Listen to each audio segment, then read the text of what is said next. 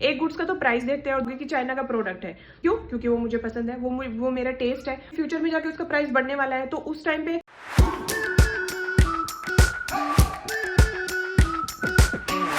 हमारे पास एक टॉपिक आता है जिसका नाम है फैक्टर्स अफेक्टिव इंडिविजुअल डिमांड। इसका मतलब क्या होता है? इसका मतलब होता है कि जिन फैक्टर्स की वजह से हमारी डिमांड कम या ज़्यादा होगी या फिर चेंज होगी, जिन फैक्टर्स की वजह से डिमांड में चेंज होगा, हम उसको क्या बोलते हैं कि वो फैक्टर्स डिमांड को क्या कर रहे हैं, अफेक्ट कर रहे हैं। उनकी वजह से डिमांड क्या हो रही है, चेंज हो रही है, कम या ज़्यादा हो रही है। कौन कौन से फैक्टर्स है जो डिमांड को अफेक्ट करते हैं? सबसे पहले आता है price of the given commodity. अब ये क्या होता है? हम कौन है?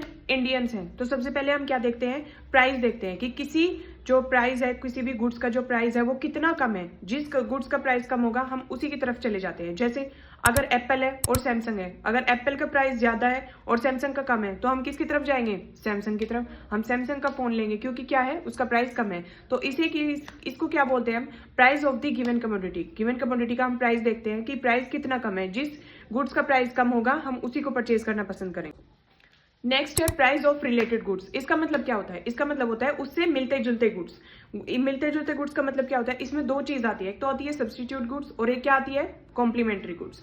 अब जो सब्सटीट्यूट गुड्स होती है वो क्या होती है? सब्सटीट्यूट गुड्स का मतलब होता है जिस गुड्स को हम दूसरी गुड्स की जगह यूज कर सकते हैं। जैसे चाय, टी एंड कॉफी है। अब हम दोनों को क्या हुआ, अगर टी हमारी एक्सपेंसिव हो गई तो हम क्या करेंगे? कॉफी को पीना पसंद करेंगे। और अगर कॉफी ज्यादा महंगी हो गई तो हम किसको पीना पसंद करेंगे? टी को पीना पसंद करेंगे। तो इसका मतलब क्या है, ये वो गुड्स होती है जो एक दूसरे की जगह पर हम एज अ सब्सटीट्यूट यूज कर सकते हैं। अगर एक का प्राइस इंक्रीज होता है, महंगा होता है, एक्सपेंसिव होता है, तो हम दूसरी गुड्स को क्या कर सकते हैं? उसकी जगह पर यूज कर सकते हैं। अब आती है कॉम्प्लीमेंट्री गुड्स। कॉम्प्लीमेंट्री गुड्स क्या होती है? अगर एक गुड्स का प्राइस इंक्रीज होगा तो दूसरे की क्या होगी? डिमांड बढ़ जाएगी। इसका मतलब क्या है? जैसे कार एंड पेट्रोल है, अगर कार के प्राइस इंक्रीज हो गए तो पेट्रोल की क्या होगी? डिमांड क्या होगी? डिक्रीज हो जाएगी। और इसी तरह से अगर पेट्रोल के प्राइस इंक्रीज हो गए तो कार की क्या होगी? डिमांड कम हो जाएगी। तो इसका मतलब क्या होता है, हम इसमें क्या करते हैं, एक गुड्स का तो प्राइस देखते हैं और दूसरी गुड्स का हम क्या देखते हैं? डिमांड देखते हैं।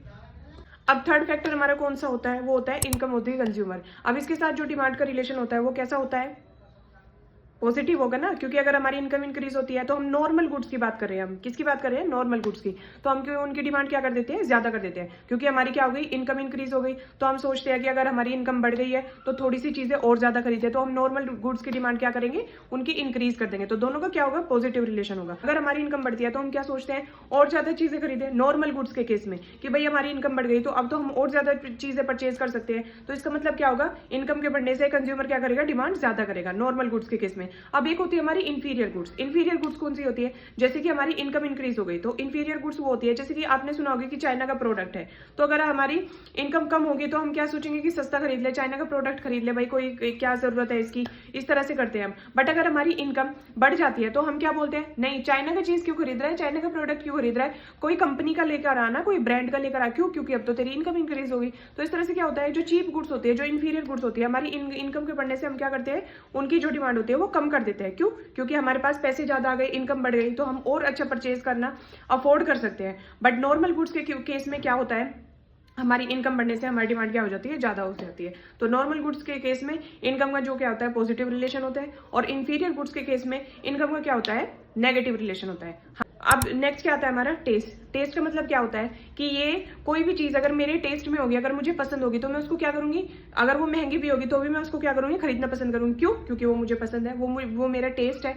वो अब उसको अगर मुझे एक्स्ट्रा पैसे भी उसके लिए देने पड़ रहे हैं तो मैं वो भी देने को लिए तैयार हूँ। क्यों? क्योंकि वो मेरे टेस्ट के अकॉर्डिंग है। तो इस वजह से टेस्ट के साथ जो हमारी डिमांड का होता है वो क्या होता है? पॉजिटिव रिलेशन होता है। अगर हमारा टेस्ट बढ़ रहा है, अगर हमें टेस्ट में पसंद है, तो हम उसकी क्या करेंगे? अगर वो महंगी भी होगी तो भी हम उसकी डिमांड करना ज्यादा पसंद करते हैं। Expectation of price of change in future. इसका मतलब क्या होता है कि अगर मुझे ये लग रहा है कि इस गुड्स का प्राइस फ्यूचर में जाकर इंक्रीज होने वाला है, बढ़ने वाला है, तो मैं क्या करूंगी? उस गुड्स को अभी से क्या करूंगी? परचेज कर लूंगी। क्यों? क्योंकि मुझे पता है कि फ्यूचर में जाकर उसका प्राइस बढ़ने वाला है, तो उस टाइम पे अगर वो महंगी हो जाएगी, एक्सपेंसिव हो जाएगी, उसको खरीदने का कोई फायदा नहीं होगा। तो इस वजह से मैं क्या करूंगी? उसको अभी परचेज करके रख लूंगी। तो इसका मतलब क्या है? फ्यूचर की एक्सपेक्टेशन के हिसाब से जो हमारा प्राइस है वो अगर वो फ्यूचर में इंक्रीज हो रहा है तो हम उस गुड्स की डिमांड क्या करेंगे? अभी करंट में ज्यादा करते हैं। क्यों? क्योंकि हमें पता है क्योंकि वो फ्यूचर में महंगी होने वाली है, इसीलिए हम उसको क्या करेंगे? अभी खरीदना पसंद करेंगे। तो फ्यूचर की जो डिमांड होती है उसके साथ क्या होता है? पॉजिटिव रिलेशन होता है। किसका? हमारा डिमांड का।